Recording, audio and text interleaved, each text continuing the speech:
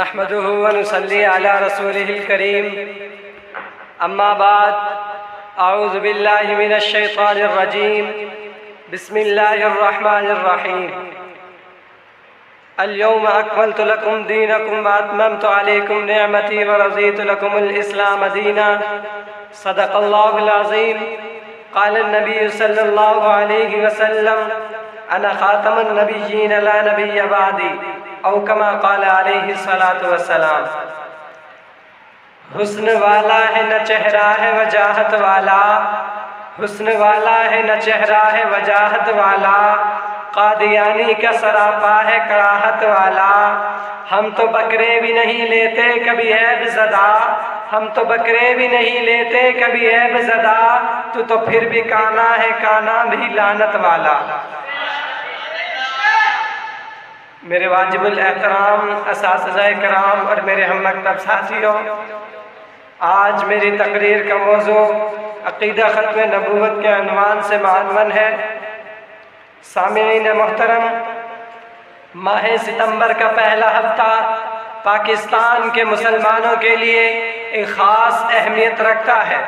اہل پاکستان کے لیے 6 ستمبر اس حوالے سے اہم ہے کہ 6 ستمبر 1965 کو بھارت نے پاکستان کی بین الاقوامی سرحدوں کو پامال کرتے ہوئے ملک پاکستان پر بزدلانہ حملہ کیا، جس کے جواب میں افواج پاکستان نے پوری قوم کی حمایت کے ساتھ وطن کے دفاع کے لیے قربانیاں دے کر دشمن کے عزائم کو ناکام کیا اور ملک پاکستان کی جغرافیائی سرحدوں کا دفاع کیا۔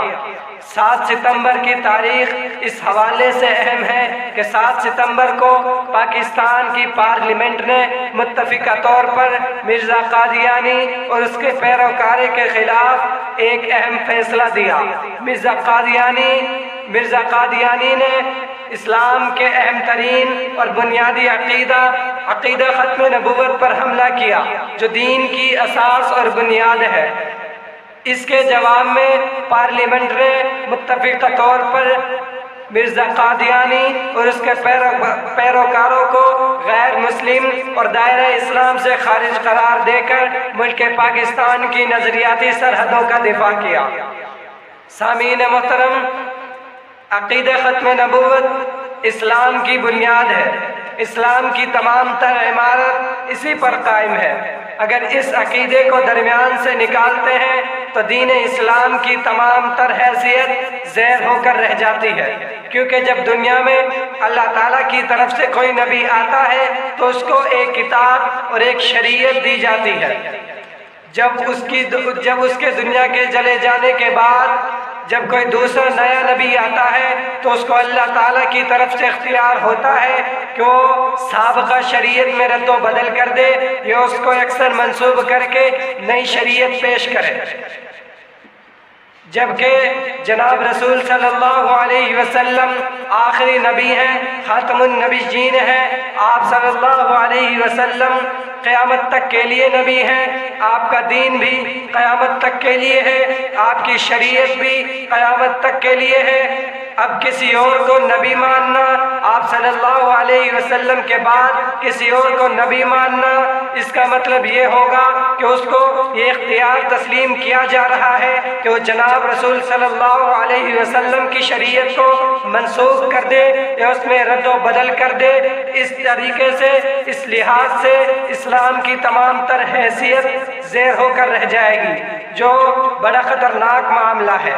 سامعین محترم، حضرت ثوبان رضی اللہ عنہ سے روایت ہے، وہ فرماتے ہیں کہ جناب رسول صلی اللہ علیہ وسلم نے فرمایا کہ میرے بعد میری امت میں عن قریب 30 افراد ہوں گے، ان میں سے ہر ایک یہ دعویٰ کرے گا کہ میں نبی ہوں، جبکہ میں آخری نبی ہوں، میرے بعد کوئی نبی نہیں آئے گا۔ انہی میں سے ایک جھوٹا دجال اور کذاب بھی ہے، اس نے نہ صرف یہ کہ نعوذ باللہ نبی ہونے کا دعویٰ کیا، بلکہ اور بھی کئی بہت سارے من گھڑت دعوے کیے اور مسلمانوں کو گمراہ کرنے کی کوشش کی۔ اور شروع میں تو وہ مسلمانوں میں سے ہی ایک رہنما اور مصلحہ تھا، اس نے اپنے پیروکاروں میں سے اپنے گرد جماعت کر لیے اور ایک منصوبے کے تحت، سوچے سمجھے منصوبے کے تحت نبی ہونے کا دعویٰ کر دیا۔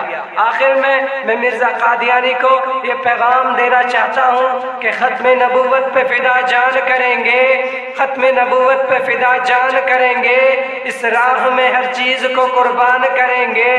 دجال ہے، کذاب ہے، ملعون ہے مرزا، دجال ہے، کذاب ہے، ملعون ہے مرزا، ہر دار پہ چڑھ کر یہی اعلان کریں گے۔ وما علینا